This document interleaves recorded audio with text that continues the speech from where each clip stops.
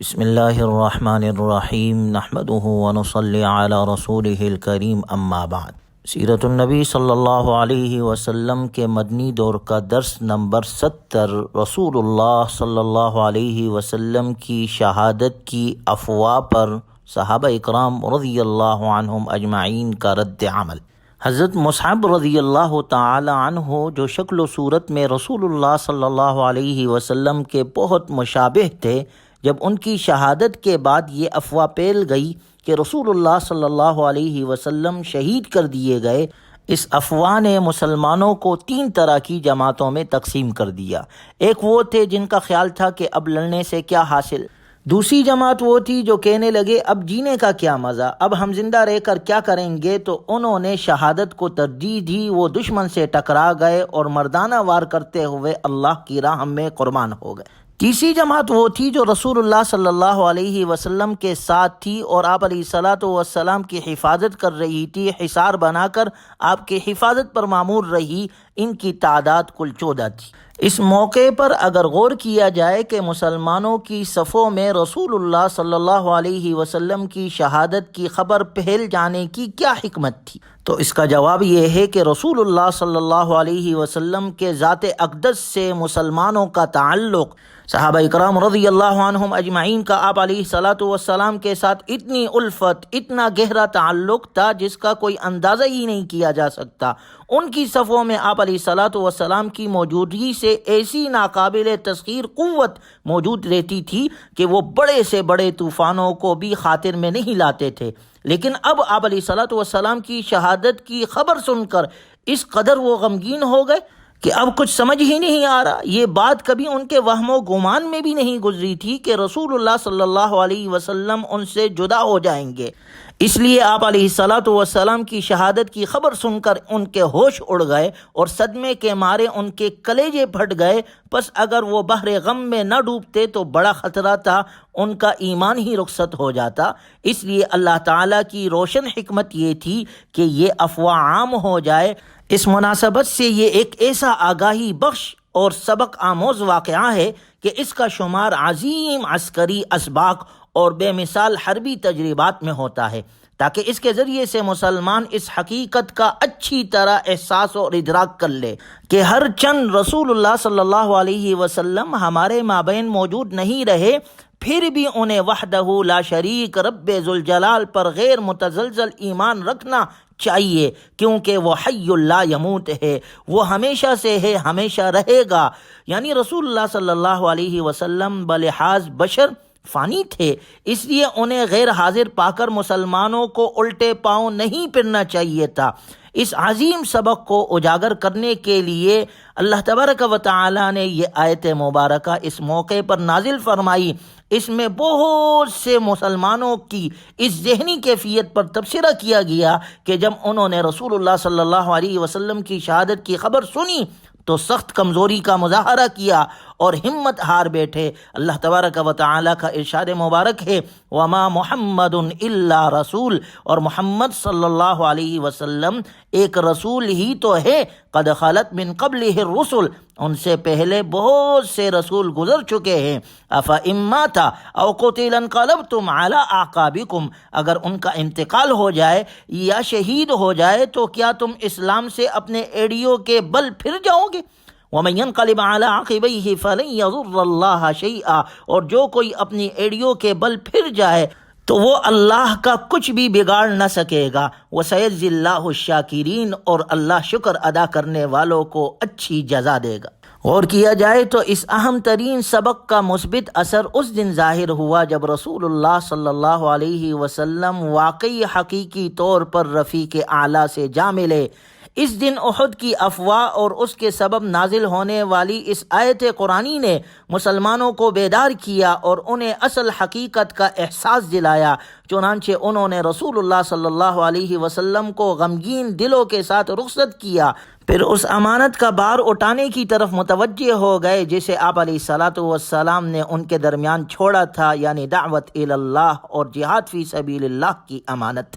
انہوں نے اس امانت کو بھرپور عزم سے اٹھایا کیونکہ ان کا ایمان نہایت پختہ اور عقیدہ بے حد مستحکم تھا اور انہیں اللہ تعالیٰ کی ذات عالی پر پورا بھروسہ تھا۔ اور اس کے بعد قیامت تک کے مسلمانوں کے لیے اس سے سبق ہے کہ آپ صلی اللہ علیہ وسلم کے لائے ہوئے دین کو، آپ کے لائے ہوئے طریقوں کو سارے دنیا عالم میں مسلمانوں نے پھیلانا ہے۔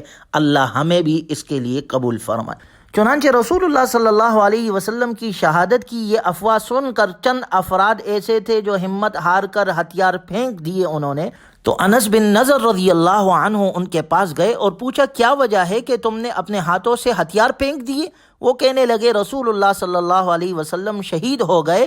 انس رضی اللہ تعالی عنہ کہنے لگے اے میری قوم، ان کان محمد قتل فرب محمد لم یقتل، اگر محمد صلی اللہ علیہ وسلم شہید کر دیے گئے ہیں تو محمد صلی اللہ علیہ وسلم کے رب تو زندہ ہے، وہ تو حی لا یموت ہے۔ فقاتلوا علی ما قتل علیہ، جس مقصد کے لیے آپ علیہ الصلوۃ والسلام نے قتال کیا تم بھی اس کے لیے قتال کرو۔ اور ایک روایت میں ہے وہ کہنے لگے یا سعد بن معاذ الجنہ ورب النذر انی اجد ریحها من دون احد، اے سعد بن معاذ میں جنت میں جانا چاہتا ہوں، قسم ہے نظر کے رب کی، بلا شبہ میں احد کے قریب جنت کی خوشبو سونگھ رہا ہوں۔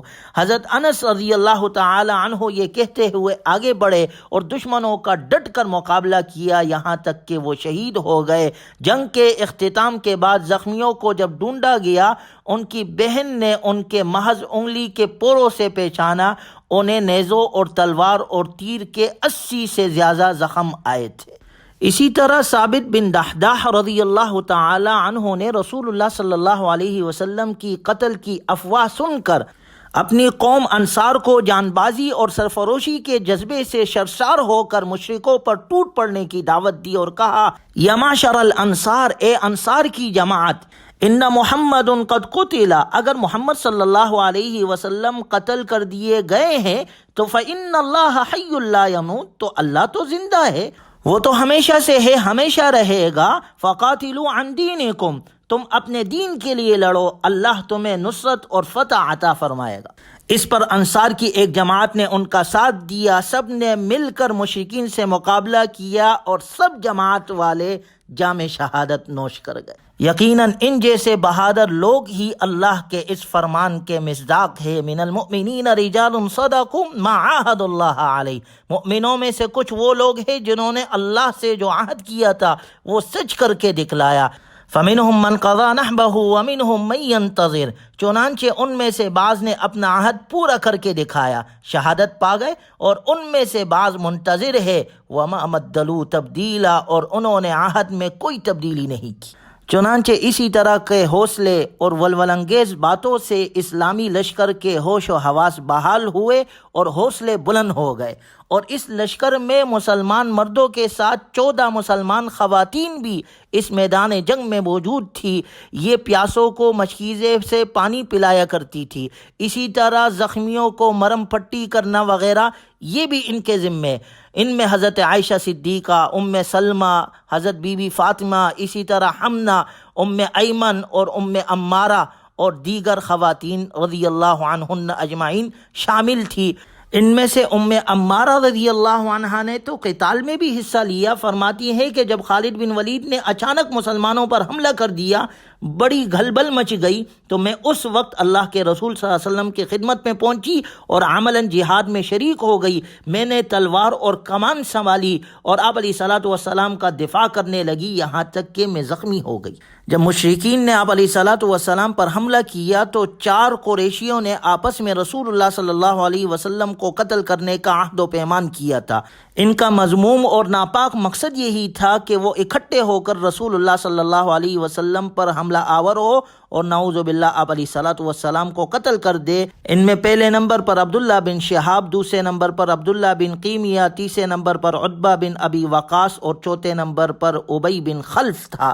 ان چاروں نے آپ علیہ الصلوۃ والسلام کو مختلف اعتبار سے جب تکلیف پہنچائی، آپ علیہ الصلوۃ والسلام کا دندان مبارک شہید ہو گیا، آپ صلی اللہ علیہ وسلم کے چہرے پر زخم آ گئے، اللہ تعالیٰ نے آپ کو ان سے محفوظ رکھا۔ آپ علیہ الصلوۃ والسلام پہاڑ پر ایک محفوظ جگہ کی طرف جب منتقل ہو گئے، آپ علیہ الصلاۃ والسلام نے پانی منگایا تو اس سے آپ علیہ السلام کے زخم دھوئے گئے، خون بند نہ ہوا۔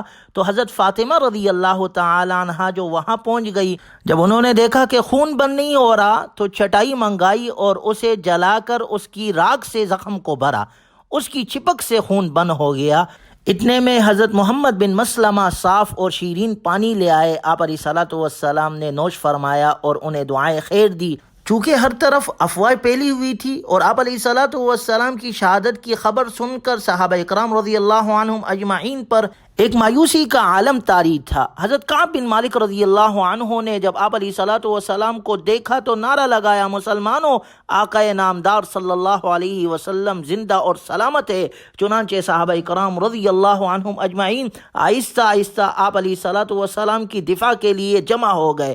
اب خالد بن ولید کی قیادت میں مشرکین کا ایک دستہ پہاڑ پر چڑھ آیا، جسے حضرت عمر ابن خطاب رضی اللہ عنہ نے نیچے دھکیلا۔ حضرت عمر رضی اللہ عنہ کے ساتھ دیگر صحابہ اکرام رضی اللہ عنہم اجمعین نے اس تازہ حملے کو پسپا کرنے کے لیے جان کی بازی لگا دی اور حالات ایک دفعہ پھر قابو میں آ گئے۔ چنانچہ مشرکین حتمی فتح سے مایوس ہو کر اور مسلمانوں کی جان فروش بہادری کی بنا پر پیچھے ہٹنے لگے۔ آپ صلی اللہ علیہ وسلم اپنے ساتھیوں کے ہمراہ احد کی ایک گھاٹی کی طرف چلے گئے۔ تمام مسلمان مشرکین کو واپس لوٹانے کے باوجود اپنے اور آپ علیہ الصلاۃ والسلام کے احوال کی بنا پر انتہائی دکھ، غم اور پریشانی کے عالم میں تھے۔ چنانچہ اسی حالات میں اللہ تعالیٰ نے تھوڑی دیر کے لیے مجاہدین پر اونگ طاری کر دی، صحابہ اکرام رضی اللہ عنہم اجمعین پر اونگ آئی، جس کے بعد وہ اطمینان بخش حالت میں بیدار ہوئے۔ اللہ تعالیٰ کا ارشاد مبارک ہے، ثم انزل علیکم من بعد الغم امنۃ نعاسا یغشی طائفۃ منکم، پھر ہم نے غم کے بعد تم پر سکون نازل کیا جو ایک اونگ تھی، وہ تمہارے ایک گروہ پر چھا رہی تھی۔ وَطَائِفَةٌ قَدْ أَهَمَّتْهُمْ أَنفُسُهُمْ يَظُنُّونَ بِاللَّهِ غَيْرَ الْحَقِّ ظَنَّ الْجَاهِلِيَّةِ، اور دوسرا گروہ جس کے نزدیک ساری اہمیت اپنے ذات ہی کی تھی، وہ اللہ کے بارے میں ناحق جاہلانہ طور پر گمان کرنے لگے اور وہ کہتے تھے، يَقُولُونَ هَلْ لَنَا مِنَ الْأَمْرِ مِنْ شَيْءٍ، کیا اس معاملے میں ہمارا بھی کوئی اختیار ہے؟ قُلْ إِنَّ الْأَمْرَ كُلَّهُ لِلَّهِ، کہہ دیجئے سب اختیار اللہ ہی کا ہے۔ یخفون فی انفسہم ما لا یبدون لک، وہ اپنے دلوں میں وہ بات چھپاتے ہیں جو آپ علیہ الصلاۃ والسلام کے سامنے ظاہر نہیں کر سکتے۔ یقولون لو ان لنا من الامر شیء ما قتلنا ہاہنا، وہ کہتے ہیں اگر اس معاملے میں ہمارا بھی کچھ اختیار ہوتا تو ہم یہاں نہ مارے جاتے۔ قل لو کنتم فی بیوتکم لبرز الذین کتب علیہم القتل الی مضاجعہم، کہہ دیجئے اگر تم اپنے گھروں میں ہوتے تو بھی جن کی قسمت میں قتل ہونا لکھا تھا وہ اپنی قتل گاہوں کی طرف ضرور نکل آتے۔ وَلِيَبْتَلِيَ اللَّهُ مَا فِي صُدُورِكُمْ وَلِيُمَحِّصَ مَا فِي قُلُوبِكُمْ، اور یہ اس لیے ہوا کہ جو کچھ تمہارے سینوں میں ہے اللہ اسے آزمائے اور تاکہ تمہارے دلوں سے وسوسے صاف کر دے۔ وَاللَّهُ عَلِيمٌ بِذَاتِ الصُّدُورِ، اور اللہ سینوں کے رازوں کو خوب جانتا ہے۔ تمام مفسرین کا قول ہے کہ اس آیت مبارکہ میں وَطَائِفَةٌ قَدْ أَهَمَّتْهُمْ أَنفُسُهُمْ سے مراد منافقین ہے۔ چنانچہ قریش اب حتمی فتح سے مایوس اور طویل جنگ سے اکتا چکے تھے، اور وہ اس وقت تو بالکل ہی نا امید ہو چکے تھے جب مسلمان اونگ سے اطمینان پانے کے بعد آپ علیہ الصلاۃ والسلام کے ارد گرد اکٹھے ہو رہے تھے۔ اب انہوں نے مسلمانوں کا پیچھا کرنے اور مقابلہ کرنے سے رک گئے اور واپسی جانے کی راہ لی۔ چنانچہ اس کے بعد جو واقعات پیش آئے غزوہ احد میں، اس کا ذکر انشاءاللہ اگلے درس میں کیا جائے گا۔ اللہ تبارک و تعالی ہمیں اپنے دین حق کے لیے قبول فرمائے اور اہل حق کا ساتھ دینے کی اللہ ہمیں توفیق نصیب فرمائے۔ وآخر دعوانا ان الحمد للہ رب العالمین۔